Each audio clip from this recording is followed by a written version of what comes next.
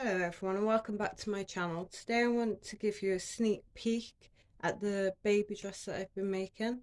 Now this baby dress is size 3 to 6 months.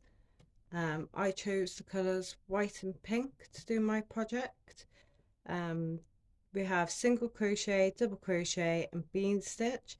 Now the double crochet and the bean stitch are repeated rows. The single crochet is for the borders. Bottom. On the back we have 3 buttons that you can unfasten just to make it easier for the baby to actually get into this dress. We have buttonholes also.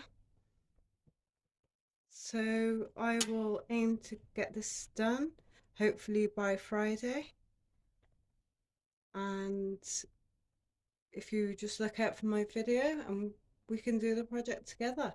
I'm very excited. So I will see you in my next video. Bye.